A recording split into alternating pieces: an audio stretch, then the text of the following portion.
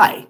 Sorry that you missed our webinar presentation on Medicare this evening, but we hope you watch this recording that we just sent you and get something out of it. If you still have questions after viewing this, watch it till the end. We always do a great Q&A, and that answers the questions for a lot of people quite often. So thank you. If you have any questions that haven't been answered during this presentation, please feel free to give us a call directly at 732-658-5100. Thank you. Hello, everybody who just joined.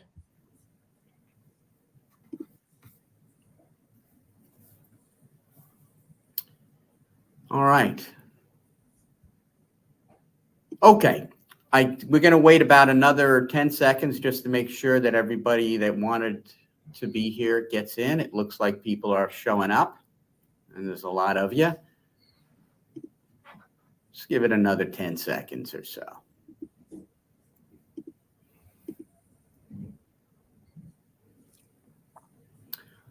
All right. Well, welcome to this webinar presentation tonight on Medicare and the basics of Medicare. My name is Jamie Sholem. This is New Jersey Medicare 101. We are a nonprofit organization. We're part of a bigger group called USA Medicare 101, who works with independent agents like we are in about 42 states. We are the representatives here in New Jersey. We are going to talk to you tonight about Medicare, and we're happy to have you. Before we go into anything, we want to just give you a little introduction about who we are and what our credentials are. Again, my name is Jamie Sholem. I'm a licensed Medicare agent and financial planner. I've been in the senior industry, helping seniors out in one capacity or another for over 20 years. I've been doing the financial planning and the Medicare planning for 10 years. I've worked for 2 national companies. I've been a New Jersey market manager and a sales manager in the region for another company. I've recruited and trained many agents. More importantly, I've helped individuals, many hundreds of them, enroll themselves in Medicare, which is not always the easiest thing to do. 4 years ago, actually it's closer to 5 years ago, I started Senior Star Insurance Group for a variety of reasons. And we've been doing excellent ever since. And we do these outreach programs, both in person, in workshops, and by webinar. And we're happy to do it. I'm happy to say that my son, Ethan Sholem, has joined the firm. I'm going to let him give you a little introduction about his credentials. Hey, guys. Thank you for joining this webinar today. I think taking the steps to join this webinar, it means that you're putting yourself in a really good position to learn about what healthcare options you have at such a vital transition point in your life. My name's Ethan Sholem. I'm Jamie's son, and I work with New Jersey Medicare 101 and Senior Star Insurance Group as well. I'm fully credentialed in 5 states, and I'm contracted with all the major carriers in those states. And I look forward to spending the next 45 minutes to an hour with you teaching you about Medicare. Okay. Now, we know, because we're talking to people that are new to Medicare, we know that you're probably the most popular people in the world right now. You're getting more junk mail with a lot of information, maybe misinformation sometimes. You're getting your neighbors and your coworkers and relatives and everybody else telling you what to do, or maybe they're not telling you what to do. But we are not going to give you any biases. We're not going to give you any opinions on what we think you should do. We're going to cut through it all. We're going to get to the facts. We're going to talk about what Medicare is, what it offers you, what it doesn't offer you, what solutions there may be for you in Medicare. You're going to come out of this presentation with a lot more information and a better sense of what's going on than you came into it with. So that I assure you. Now, we got to go over some terms because we don't take anything for granted, and we'll be discussing these things as we go through this presentation. A premium is simply the amount that you pay to be in a plan. It's usually a monthly premium. A deductible, which sometimes gets a little tricky. A deductible is simply the money that you have to take out of your pocket that you have to spend before that coverage actually starts to cover you. Now, a co-payment, set amount, you go to your doctor, it's either $20 or $40. If you have cataract surgery, there might be a set fee for that you know what it's going to be. So that's a co-payment. Co-insurance is also your share of the cost for that treatment and for that, medical visit, but it's in the form of a percentage, and it might be 40%, not $40. That gets a little trickier. And finally, there's something called a maximum out-of-pocket charge, which is really for your protection. It's the most you'd be required to spend in that plan in that year before the plan starts to cover you at 100%. So these terms are going to come up this evening. I forgot to mention that if you have any questions, there is this chat box. And so you can type your questions in there and we'll be able to get a look at them. We do tend to wait till the very end of the presentation to answer the question. So if you do put something in there, you're not being ignored. We're going to get it. So thank you for that. All right, so let's talk about what we're actually going to cover today. We're going to dive into the different parts of Medicare, the A's, the B's, the C's, and the D's, and that entire alphabet soup that you've been exposed to recently. We're also going to show you what some of the costs in Medicare are. Are there deductibles? And if so, how high? What are the monthly premiums in original Medicare and other Medicare plans? How and when can you enroll in Medicare? Do you have to enroll right now or can you wait? We're also going to dive into the two main secondary insurance pathways, Medigap, also known as Medicare supplement plans, versus the Medicare Advantage plans. We're going to talk about the benefits of using an independent agent. What is an independent agent? Do they cost anything, etc.?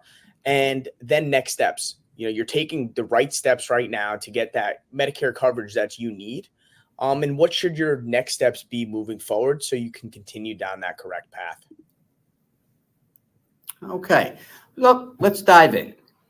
Medicare. So there's parts of Medicare. And when they talk about Part A of Medicare, it's just referring to the inpatient or hospital care. That's all that is.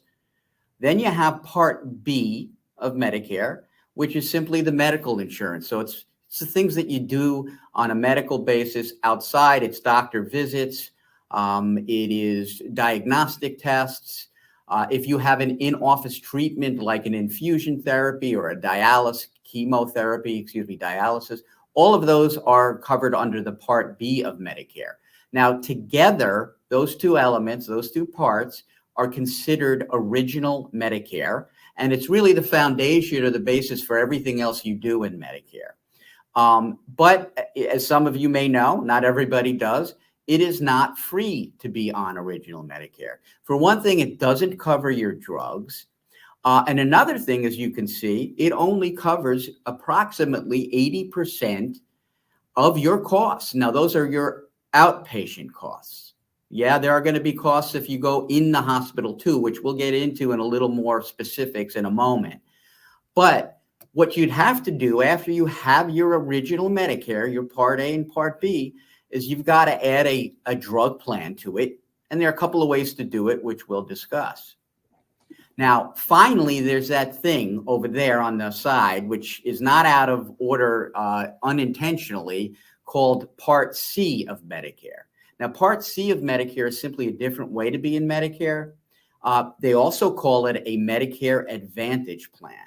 Now, we're going to talk about the specifics of it, but you're not going to be on all four parts of Medicare at the same time. You're either going to be on Part A and B, which is original Medicare, and Part D, or you're going to be in Part C. You're not going to be in all of them together. And we'll get into what that means a little further on. Let's talk about Part A. Now, everything we're going to be discussing in the next few slides is simply if you had that original Medicare card only, which is not the solutions on how to fix it, but these are the costs if you were to go into the hospital on original Medicare. First, I want to say that most of you, if not all of you, will not have to pay a premium for this Part A of Medicare. As long as you or your spouse have worked for approximately 10 years or more, paying taxes, that comes at no extra cost to you as you retire and go on Medicare. But if you're admitted into the hospital, there is a deductible, the first day all the way up to the 60th day in the hospital, you'd have a $1,632 deductible. And it gets worse. If you're in the hospital for longer term than that, from 61 to 90 days, that turns into a daily deductible, and that's $408 a day. Furthermore, after 90 days, they're going to charge you $816 per day with original Medicare to be in the hospital.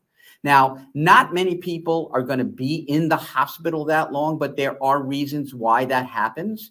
And it's something that you need to know about if all you have is original Medicare. Furthermore, if you get discharged from a hospital stay and you have to go to an inpatient skilled nursing facility, rehab to recoup, well, the first 20 days are on original Medicare. You don't have to have anything else. It would cover that. However, from 21 to 100 days, you will have a deductible in a rehab of $204 per day. And there are a lot of reasons why somebody might need an inpatient rehab for longer than 20 days. There's no magic dust out there that says that's all you're ever going to need. So in Part A of Medicare, there are some exposures that, you need to be aware of. Now we're going to move along, and Ethan's going to talk about Part B. Yep. So what does Part B cover and what does it cost? So Part B of Medicare, it comes with a monthly premium, unlike Part A.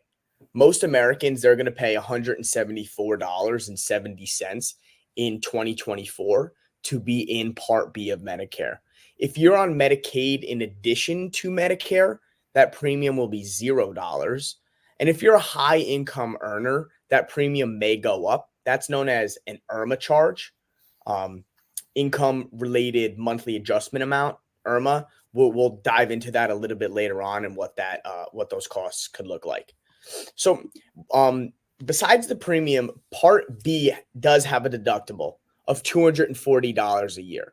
So before the coverage kicks in, you'll be paying $240, which isn't too bad. It's most likely smaller than the deductible in your current insurance.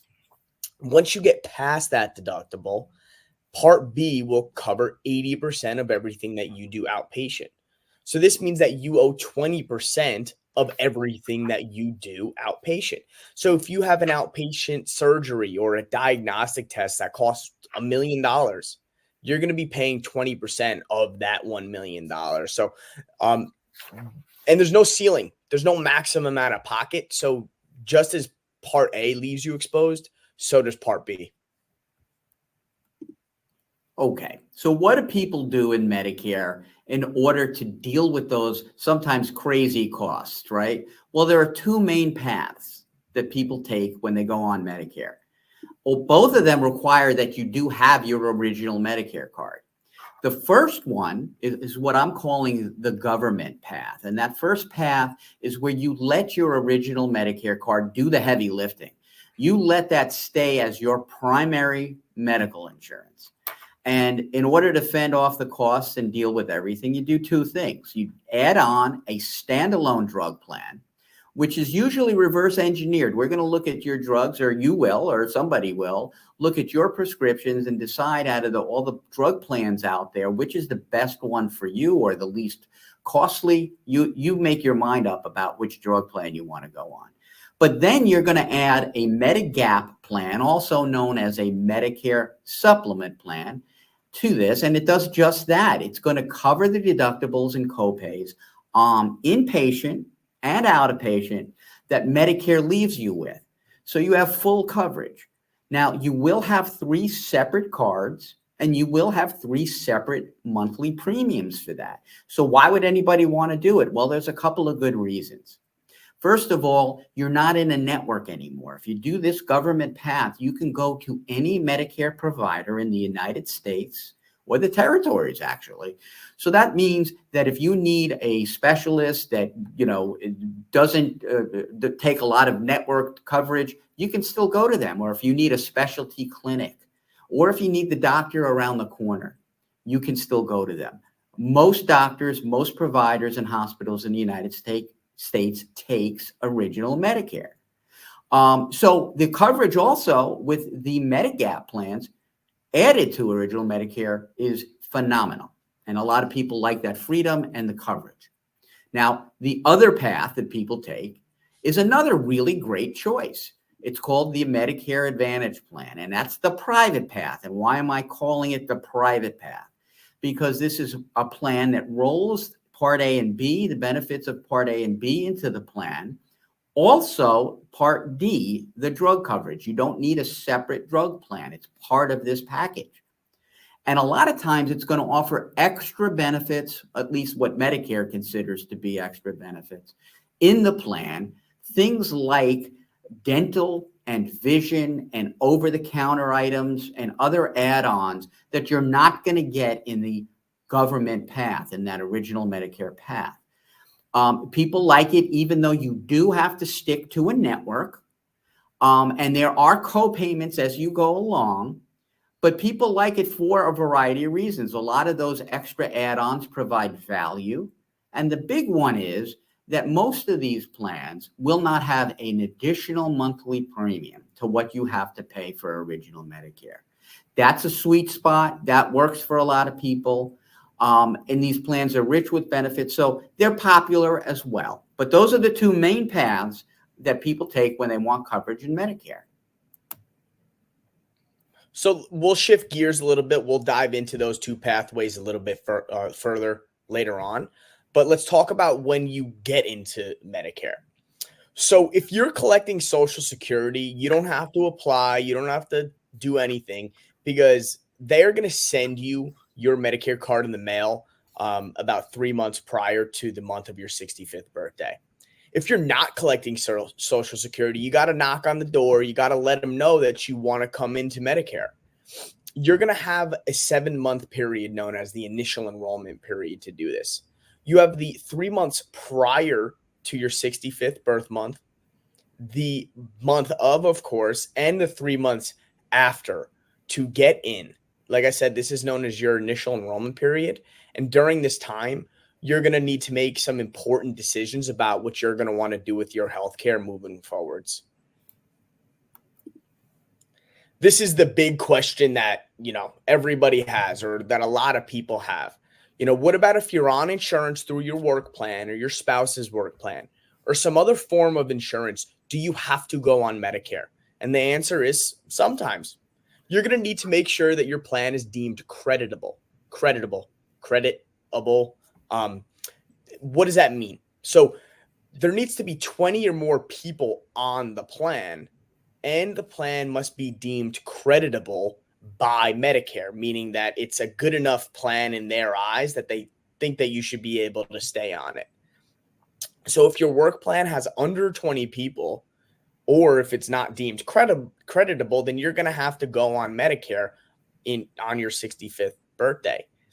If it is deemed creditable, then you don't need to go on Medicare when you turn 65. You can wait and you'll be eligible to get on Medicare later on with this special enrollment period. In this special enrollment period, you will have 8 months after you lose your creditable insurance to get into Medicare Part B. However, you only have 63 days to get in to Medicare Part D. So basically, you're going to want to time it so that when you lose your creditable insurance or when you retire or whatever the situation may be, that you get on Medicare and your secondary insurance. One, so you don't get into any trouble with Medicare, but also you don't want to be missing out on having your health insurance. Okay, so what happens if you don't get on Medicare on time, according to Medicare? Well, they're not going to knock your door down and arrest you in the middle of the night. It's not an illegal thing, but you for sure are going to pay for it. It's called a late enrollment penalty. We call it an LEP. And there's two things that they can charge you for if you don't get in Medicare on time. That's your Part B of Medicare, because there is a monthly premium. And Part D of Medicare also has a monthly premium to it. They're not going to charge you or give you a late enrollment penalty for being late to Part A. There's no premium for that anyway. But what happens, it works like this. For every 12-month period that you should have been on Part B and you weren't, they're going to charge you a 10% penalty, which is going to be based on that standard Part B monthly premium. And if it's 24 months, it'll be a 20% penalty, and so on. For Part D, well, it's the same idea. They calculate it a little differently. It'd be 1% per month. So if it was, a full year, you would have a 12% penalty on whatever your premium for your drug plan is. Now, drug plan premiums vary tremendously. The government has decided that they set a base standard drug plan premium. This year, it's $34.70. Couple of important things to note. These late enrollment penalties, if they are applied, are going to adjust to the standard premiums every year, and they go up every year. So if you have a 10% penalty, for instance, on your Part B premium, and your Part B standard premium goes up a few dollars in the year next year, well, so is your late enrollment penalty. Same thing for the drug plan. Also, it never goes away. These late enrollment penalties will be assessed to you every month that you're on Medicare for the rest of your life. So it's not something you want to take lightly. You want to avoid this at all costs. Couple of things to note. COBRA is not creditable against Medicare. If you're going to be on COBRA after you retire, you will start to accrue late enrollment penalties. You don't want to do that. The individual coverage plans that you can get on Get Covered New Jersey, they call it Obamacare, they call it ACA, there's a lot of names for it. Those are not creditable plans. And some employer plans, even that have over 20 people on it, aren't creditable either. So you want to make sure that your plan is. If you are on a plan through a public sector employer, or if you're in a big corporation, it's very likely that your plan is going to be creditable, and most other company plans might be as well, but you just want to check it out. You want to ask your HR department whether it's creditable if you intend on staying on your work plan after you retire.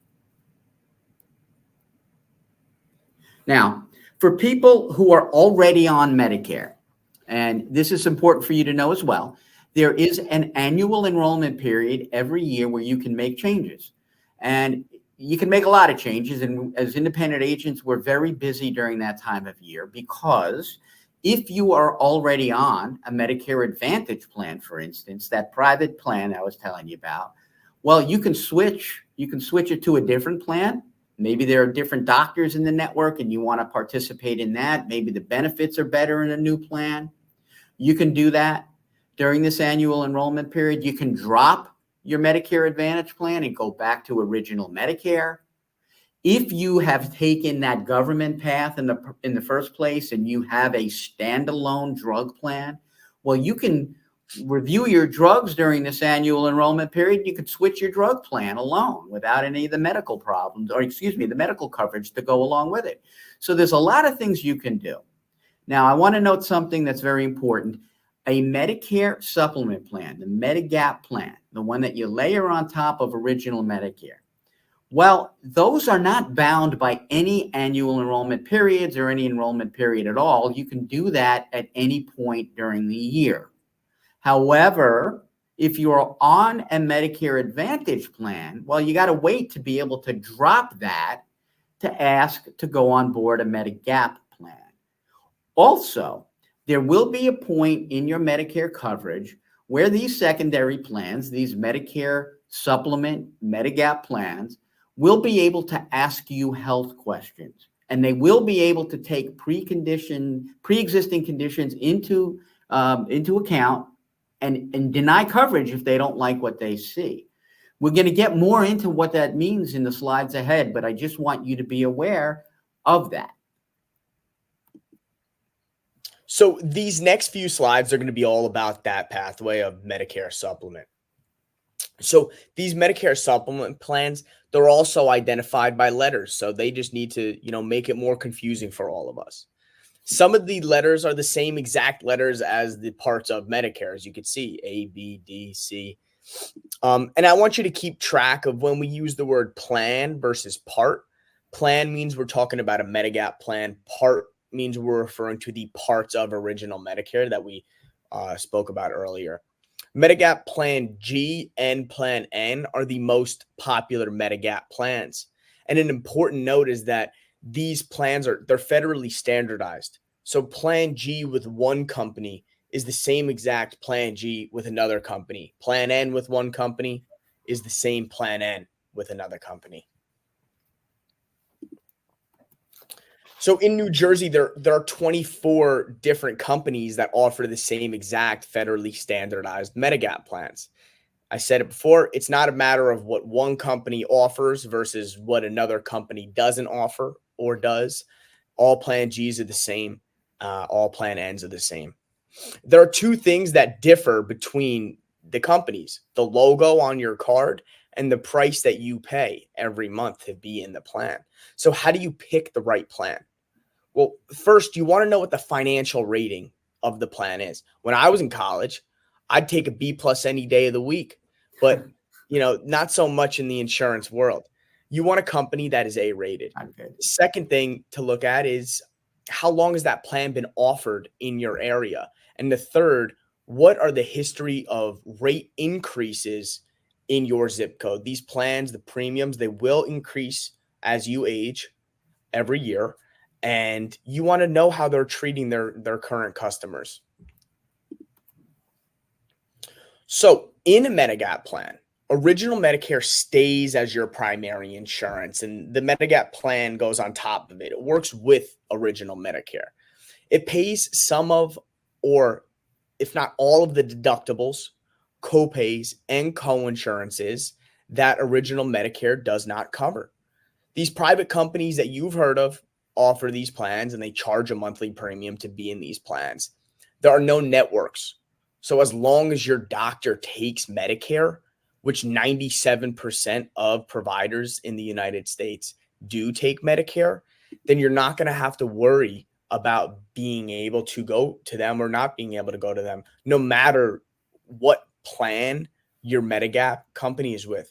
What company your Medigap plan is with. They all will take it. They have to. I mentioned it before, and I'm going to mention it again because I really want to drill this in your head. All these companies' plans are the same.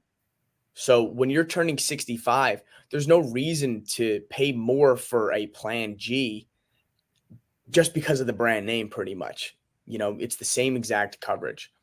And this coverage, it's the same from year to year. You're not going to have to renew the policy. You're going to know what you have and what you're going to be paying for your health care every year, which means you're not going to have any surprises. And there are also no pre-authorizations or referrals. So there's not going to be a committee somewhere in a state that you don't know where they are determining what's right or wrong for your health care. So basically, you have tremendous freedom in these plans. Before we get to the next slide, I see some questions coming in, and there are a lot of you participating tonight. So I'm just a reminder, we will get to these questions at the end of this presentation in a Q&A session. All right, let me dive into what the Medigap plans actually cover. And I know the chart that we're looking at right now looks a little bit confusing, but at the end of this presentation, you're going to have the chance to fill out a survey. It takes about a minute, maybe 2 minutes. And if you fill it out, we're going to give you this booklet here. This booklet comes with all the information that we're talking about, including this chart. So I'd say fill it out. It's worth your time. So Plan G of Medicare, it's the most popular Medigap plan. That's why I've been referencing it. One of the reasons for this is because upon being admitted into the hospital, this plan pays all of your deductibles, copays, and coinsurances in the hospital. It's very likely that it will be the best inpatient hospital coverage that you've ever had. You can go to the hospital for 45 days, get an organ transplant, have the anesthesiologist pop his head in, say hello, get discharged to a skilled nursing facility for 35 days, and walk away with $0. Plan G, it also covers all of your copays and coinsurances for outpatient care once you get past that $240 deductible. So you're not going to be charged for any services like lab work, doctor's visits, tests, treatments or outpatient surgeries once you get past that $240 deductible. Plan N is very similar to Plan G. It's a lower monthly premium, but you will have up to $20 copays at doctor's visits and $50 copays for emergency room visits. It also doesn't cover this fee called excess.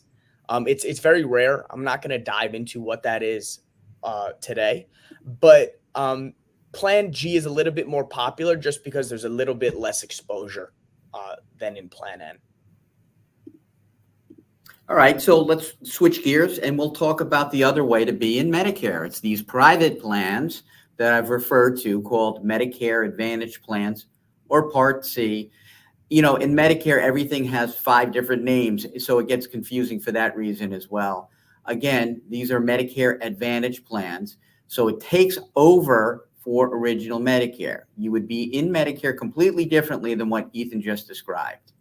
In New Jersey this year, there are 10 different companies that offer 42 different plans. They all have provider networks. Even the same companies sometimes have different provider networks depending on the plan. They're going to offer you at least the minimum benefit that you would have if you were in original Medicare alone. But most of these companies are going to offer you, most of these plans are going to offer you far more benefits, which is why they're popular. Now, just to go over some more of the details of these plans, just to remind you, they take over for original Medicare. They are managed care plans facilitated by private companies, so you have to stay to a network. Besides the A and B that are going to be part of these plans, it has other benefits, but you do need to keep your A and B in place. You're going to have to deal with a provider network one way or the other. Yes, there are some plans here that are called PPOs where you can go out of the network. And sometimes you have to do that, and that's nice. But you will pay more if you go out of the network. Some of the other pluses here are that they do include the drug coverage. You don't have to get a separate card or a separate premium for the drug coverage. And it does include a lot of the good extras. It includes dental coverage. That's a plus for a lot of people. It includes vision care for glasses.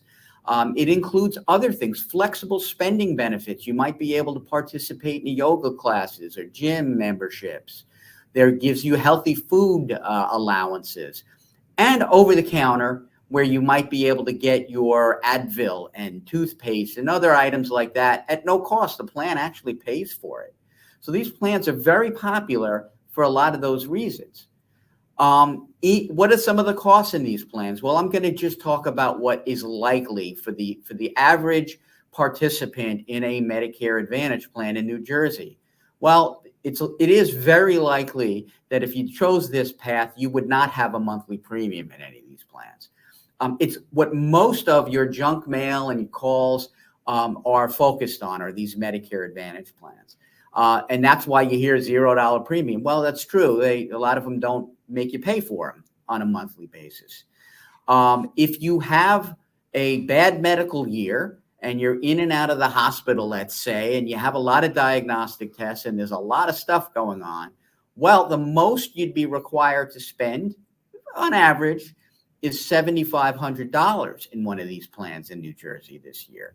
It can go up a little bit higher. It can go up to $13,300 if you were in one of those plans where you can go out of network, and you do for everything. It can go that high. The $2,600 on the lowest end of it is probably not a plan you can get into. That's a specialized plan. It's only for certain people. Now, let's say you go into the hospital. Well, the average 10-day hospital stay in a Medicare Advantage plan in 2024 in New Jersey, it's $1,850. So that's not terrible. It's not great. They usually give you a charge per day up to a certain number of days. So if you were in the hospital for one night, well, you'd only get that 1 day charge. So that's how they normally typically do it. Now, doctor visits can be to your primary care physician can be as little as $0, and in many cases it will be $0. Your specialist visits, cardiologist, anybody else that's not your PCP, is going to vary depending on the company and plan. And it's going to be between about $35 and $45, maybe it could be up to $60 from time to time. So labs, diagnostic tests, MRIs, outpatient surgeries, they're going to vary tremendously from plan to plan, not even just from company to company, but from plan to plan. So you like what you're hearing about these plans? You want to maybe investigate the possibility of going into one of these? Well, what should you do? You got to do a little homework. You got to make sure that whatever plan you want to be in can take your prescriptions and cover them reasonably. If you have a plan that you just love all the aspects of it, but your drugs are going to cost you $800 or $900 a year more than in another plan, you're going to want to reconsider it. So you do want to screen your drugs. The other thing is your doctors, of course. You want to make sure that they're in network. It's better if they are, even if you can go out of network. Well, if the doctor is out of network and you love the plan, well, what's it going to cost you to go out of network? Just know that going in. Are there hospitals that they're associated with in network in case you need to be hospitalized? And so on. Now, at that point, once you get through that, then you can decide, well, who's got more dental in my zip code? Who's got more goodies on the over-the-counter items that I can get more of every year? Those are things that should be down on your list, important for sure, but down on your list after you get through these items. Now, we as independent agents help a lot of people through this process. It's not always uncomplicated, but it's something that you want to do if you're going to go on to an Advantage plan. Now let's take a look at these two side by side, Medigap versus Medicare Advantage. And we're going to use Plan G here as an example, not as a universal recommendation. Over the years, we've helped hundreds and hundreds of people through the difficult process that Medicare is. And a lot of our clients, they've went that Medicare supplement route. Some of the reasons why are because of the freedom of choice.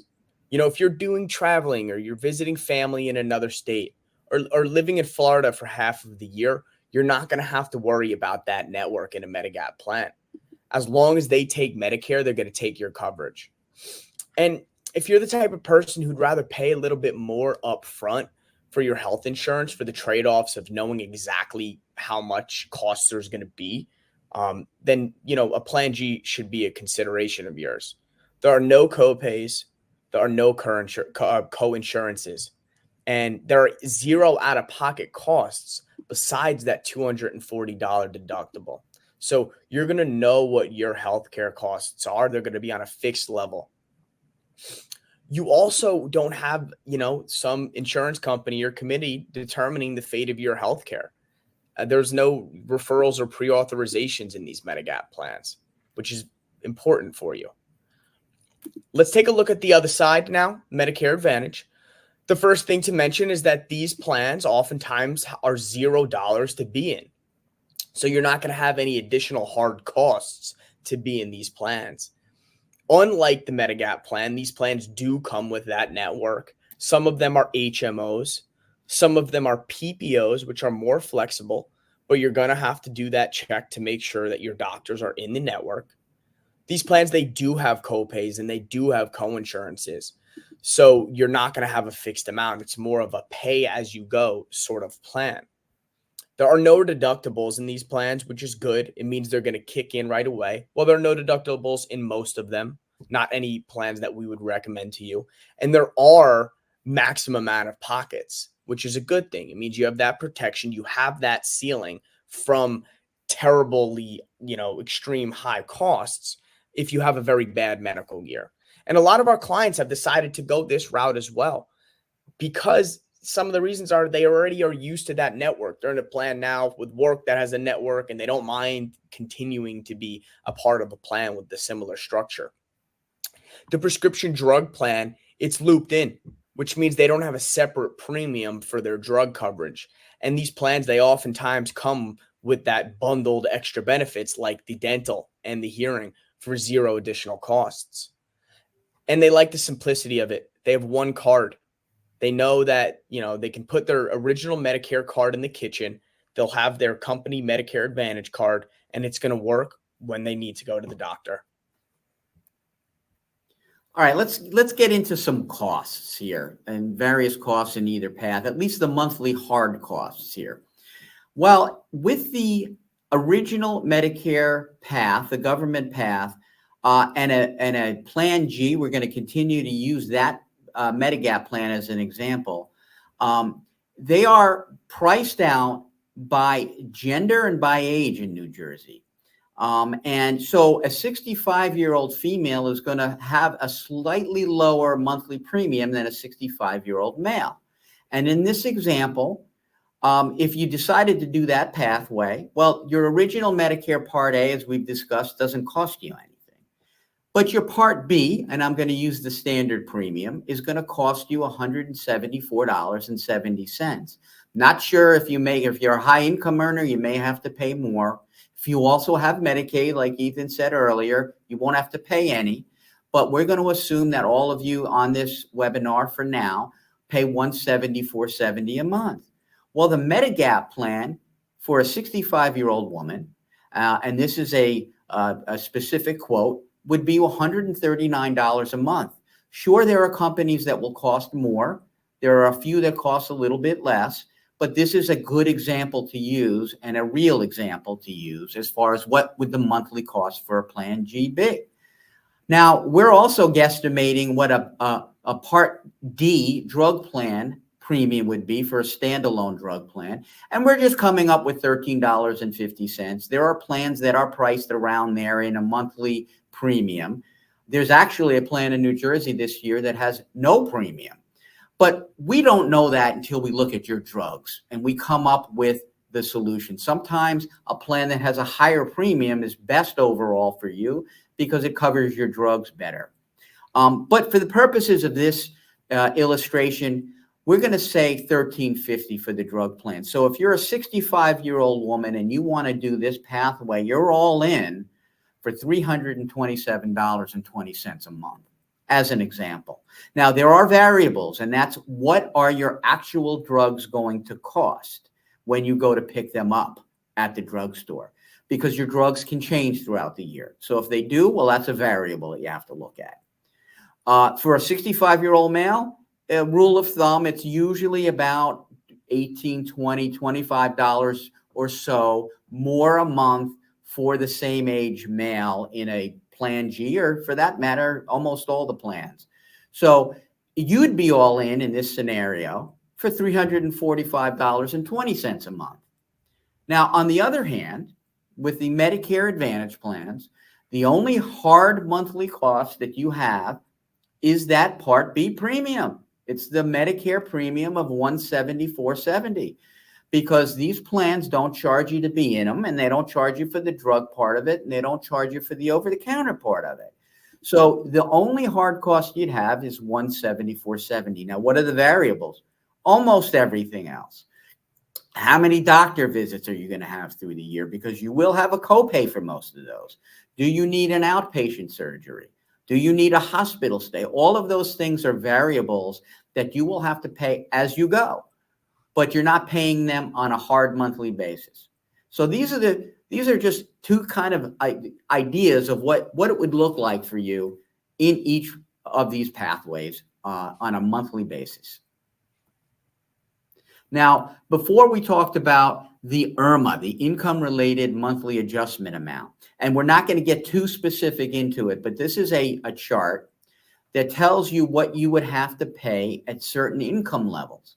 So if you file a tax return as an individual, or if you file it jointly with a spouse, there are different thresholds that you have to meet. And once you get beyond that, if you have that earning, you're going to pay extra on your Part B premium as well as your Part D premium. And it can go up to a pretty high figure, but that means you're making a lot of money. So it's a good problem to have. They always calculate these premiums on your modified adjusted gross income, and they always look at the tax return from 2 years ago. So now they're looking at people's 2022 tax returns to determine whether they have these surcharges or not. If any of you have any questions about any of this, please contact us. We'll be happy to get into this a little further. How much will an agent cost? Let's get into that a little bit. An agent shouldn't cost you a dime. Licensed agents get compensated by insurance carriers. If anybody ever tries to charge you for a consultation fee or for an enrollment fee, it's unethical and it's illegal. So you shouldn't be charged anything to use an independent agent. And you also want an agent that has contracts with lots of different insurance companies, so you can go window shopping and you can pick the best plan for yourself. It's not what the agent needs or wants, it's what you need and what you want. You're not going to have to pay any more on a monthly premium or have a higher copay at a doctor's office either if you use an agent. The insurance companies take the hit. They have to use independent agents. Otherwise, they're not going to get the business that they want. Now, what would you look for in an agent? Well, you want somebody with local knowledge, preferably based in New Jersey. It doesn't have to be, but you want somebody with local knowledge, familiar with the products. Certainly, you want somebody that can offer you both pathways to allow you to make that decision, somebody that's going to work with you to figure out what your needs are and then be able to enroll you in whatever company or plan that you want. We do this. We've done it for many, many people. We hope we have an opportunity to talk to you or somebody that you know about it. It is not required. You should use an agent, though. I highly recommend it. So how do you actually get into Medicare? What does that process look like? So I'm going to break it down into two categories: those who are already collecting Social Security and those who are not collecting Social Security yet. So if you are collecting Social Security, they're going to send you that card for Original Medicare that says Part A and Part B on it 3 months or so prior to your 65th birth month. You can kick your feet up and, make sure you don't throw the envelope out. But once you get that card, you can start working on your secondary insurance right away. So if you're not collecting Social Security yet, you're going to have 3 options to apply for Original Medicare. You can go online, you can call the 800 number, or you can go in person if you like to torture yourself pretty much. We highly recommend that you do it online. It's easier. It removes the chance for any human error, and it's not a difficult process. We also help people through this if they have a question or two as well. Okay. So what do you do next? You've got all this information, maybe it didn't all sink in. Well, at the end of this presentation, you're going to get in your inbox a invitation to take this survey. I highly recommend that you do. If you do, you're going to get a couple of things. You're going to get this retirement report, which is our monthly newsletter. It's chock filled with information, articles, financial information, lifestyle. There's always a puzzle. But more importantly, you're going to get that book that Ethan is holding up now, which summarizes what we've discussed tonight. It's got the chart of what the Medigap plans are. And it's a way for you to get the information you need as you're planning your next steps, whether you're ready to go on Medicare this minute or not. So that's an action that you can take. We are going to take questions, and there are a few of them. In the meantime, this is our contact information. We urge you, with no obligation, if you just have a question, if you're not going on Medicare for another 5 years, we still urge you to call us. We're at your service to simply answer any questions that you might have.